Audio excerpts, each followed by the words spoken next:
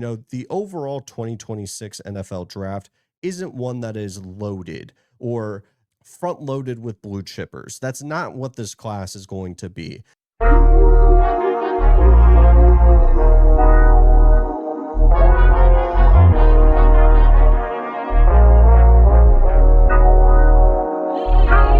Here's a way too early look at the top 5 wide receivers for this upcoming NFL draft, a position group that I think is going to have plenty of discussion of the rankings of some of the top guys. The overall 2026 NFL draft isn't one that is loaded or front loaded with blue chippers. That's not what this class is going to be.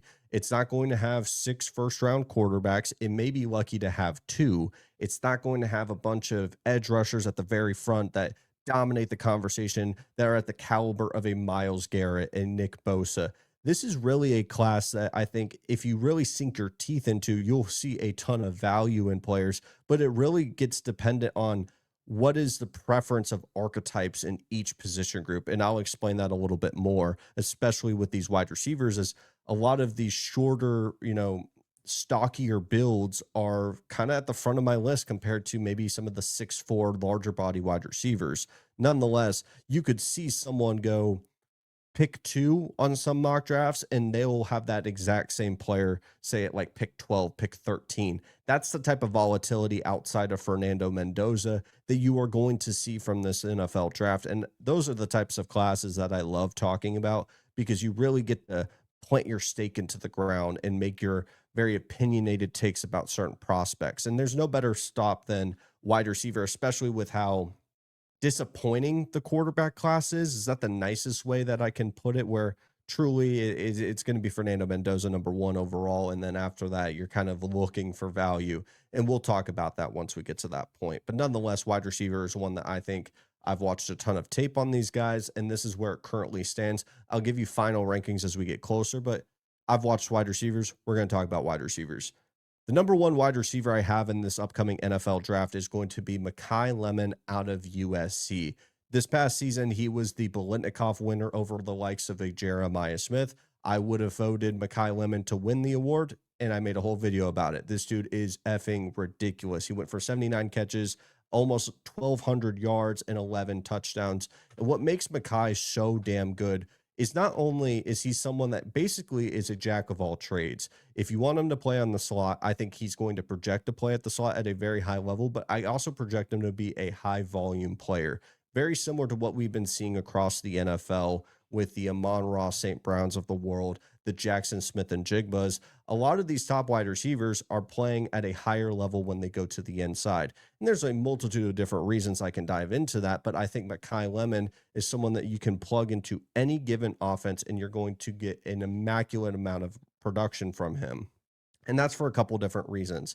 He checks the box as a route runner. I think you can make an argument that he is by far the best route runner in this entire class, regardless of his frame. And I'm going to say his frame many times because I think he projects to be, 5'10", sub 225, around, and maybe 230. I'm going off the top of my head.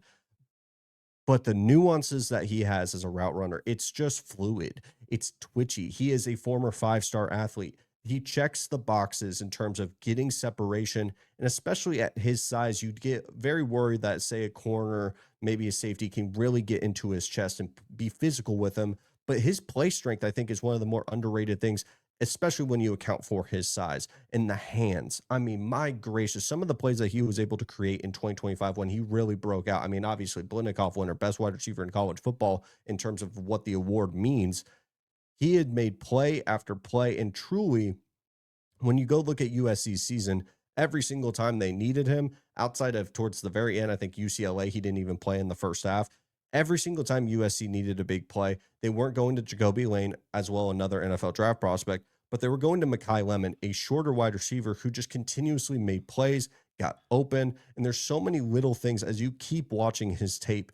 You find yourself falling more and more in love with what he could be at the next level, especially where the NFL is really going towards that projection of these twitchy athletes, not to mention what he's able to do with the ball in his hands. If he gets into a system that is truly predicated on how can we get the ball into Makai's hands I think they're going to win a lot of football games because they're going to be putting up so many damn points. Now, I completely understand the other names that we're going to be talking about to be at that wide receiver one spot because some of the concerns is that size. Can he be able to play on the outside? Can he be able to create separation against some of these lengthier corners? I think of Gonzo. I think of, Devon Witherspoon, some of the top players, Stingley being another one. Can he create that separation? I think if he goes into a system where it's more predicated on maybe we have to design some things up and really his play strength is so far above like other players for his size. There's another player on this list that is kind of at the same frame that very much could be challenged with some of the more physical players. I think a lot of people are trying to fit him into that mold, and I think he actually breaks that mold. So I do have Makai Lemon at the number one spot.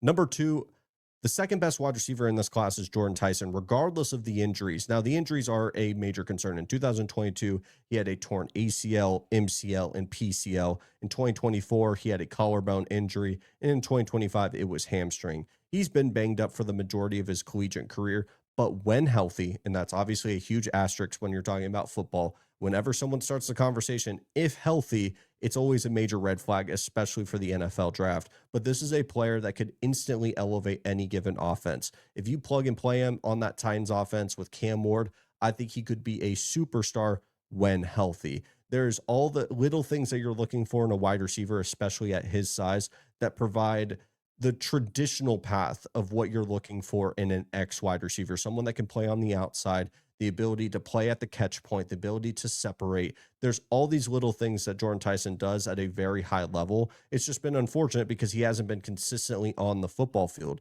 Now, that could be for a multitude of reasons. A lot of people will point to the fact that maybe he's just injury prone.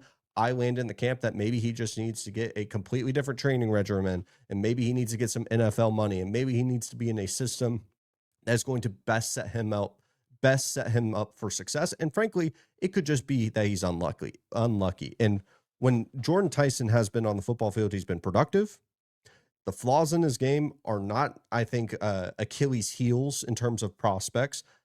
And I think he's an instant starter. I think he's a guy that's instantly going to elevate an offense. And whatever team is able to pick him up, whether he's in the top 5, top 10, I do project him to more than likely fall. But I'm standing my ground. When healthy, he's the second best wide receiver and arguably the best wide receiver in this entire class. It's hot take time. Unfortunately, I'm staring at this. I got to stand my ground. The third best wide receiver in this upcoming NFL class is Casey Concepcion out of Texas A&M. Now, I understand. You see the A&M pennant behind me. You see the A&M hat on top. I get it. A lot of people have their list in whatever order between Makai Lemon, Carnell Tate, and Jordan Tyson. And frankly, I understand that. I am in the camp of if you are going to be someone that believes that Makai Lemon is the best wide receiver in this class, you clearly are feeling comfortable with the smaller frame wide receivers who may project to be a slot player, all those little boxes that we traditionally see with smaller wide receivers that may be red flags that I don't really think is much of a problem in 2026 compared to say like 2014 or 2004. The archetype and the sport of football overall has changed. I think you could apply some of those same traits into elevating Casey Concepcion. When you put on the tape of Casey, you see a couple different things. A, he was bailing out Marcel Reed more times than not. Marcel Reed made some strides as a passer, but if it wasn't for Casey just going up and making a play, there was going to be so many incompletions that were not on the board, and they turned into completions because of the heroics of Casey Concepcion. A lot of people pointed to Mario Craver early into the season. It was Casey from front to end that he was the best wide receiver on that football field. The statistical accolades, he didn't break 1,000 yards in his final season at Texas A&M, but we knew that if you could get the ball into Casey's hands, there was electricity bound to happen. A lot of people will point to his ability as a punt returner, and obviously that is something that he can really elevate into the next level and maybe be a dynamic weapon on special teams. But I really do project him to be very similar to a Zay Flowers. There is a lot of similarities in their games, not only their archetype and their build, but truly some of the inconsistencies with his hands that could be a big flaw with him. And I would understand why someone would have Carnell Tate in front of him because of the inconsistency in catching the football. But I also don't think he was getting the most catchable footballs in the world, especially this past season. And when he did have to try to make something happen, he did it more times than not. The play strength isn't as good as Mekhi Lemon. I would say if we're looking at a draft board, there's a couple steps behind Mekhi, but that's why he's number 3 on the board and not number 2. There is a difference in the two players, but I wouldn't put them in the same bucket just because they're the same archetype. I really do believe Casey, playmaker with the ball in his hands. The routes are ridiculous. The nuances that you really don't see with young wide receivers, he has been proven to do it at a very high level. And I think he is going to be an instant elevator of any given wide receiver room. And he's just going to be a playmaker. And that's one of the best things about getting a wide receiver, especially in the NFL draft. If you can get a guy that even over the course of a season can make a handful of different plays, I think that's worthy of getting him in a high round pick. I would say, though, the guy that I do believe is going to drop a little bit is going to be Carnell Tate. Carnell Tate out of Ohio State is a really solid wide receiver. I would classify him as B plus in damn near every single aspect of a wide receiver. There's questions about how he does against press, but I think if you're looking for very solid routes, Carnell Tate can do it. If you're looking for very solid hands, Carnell's going to be able to do it. The yak ability really isn't a big part of his game compared to some of the other guys on this list, but at the catch point, it's very solid. All these different things, it's just very solid, and you're getting a very solid wide receiver. I think he frames perfectly as a wide receiver too, someone that could be a very solid, reliable complement within the confines of an offense. I think he projects to be a very solid piece complementary to a guy like Zay Flowers, not to bring him back up, but if you were to place him in an offense, say like with the Chargers with Ladd McConkey, and just put Carnell Tate on the outside, he's going to consistently make plays. He's not the guy that you want to run your offense through. So like I think you could do with KC, Mekhi, and hell, even Jordan Tyson. I think you can evolve your entire offense around those types of players. I don't believe you could do the same with Carnell Tate. The last guy, number 5, the 5th best wide receiver, in my opinion, is Denzel Boston, the 6'4" wide receiver out of Washington. Now, that 5 spot, I really do think can go to a multitude of different players. I think when we look at Denzel, the long speed's there. The catch point, the catch radius, 6'4" wide receiver. A lot of the archetypes that I get, I guess, if you're playing Madden, if you're playing a video game, you're like, I want the big wide receiver. I want the guy that can go get the 50-50 balls. I want the aggressive catches. I want all these different things. Denzel can do that. You're not getting the most nuanced route runner. You're not getting a guy that can run every route on the route tree. You're not getting what we like to say, a yak demon, a yards after catch demon, someone that could take a screen pass all the way to the house.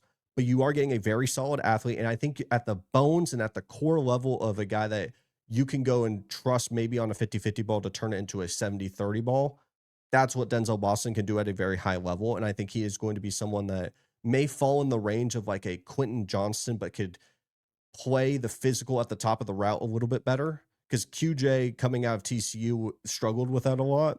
And he was also a body catcher. There's a lot of like abnormal traits about QJ, so maybe it's not the best example, but I think Denzel Boston has a really good starting place, and I do think he'd be more of a project player, and he's not as complete as the 4 guys in front of him. I've said it before, I'll say it again. I do think the top 4 is pretty solidified, and you're going to have a sizable gap between 4 and 5, and I do anticipate there more than likely to be some changes with that back end of the rankings. Nonetheless, to recap, just for the people here, and I appreciate everyone here watching today's show, we're doing some NFL draft stuff, so it may be new to some of the algorithm or to some of the people who have been following this page. We will be doing a lot of NFL draft stuff, but my top 5 for the NFL draft at the wide receiver position, Mekhi Lemon out of USC at number 1.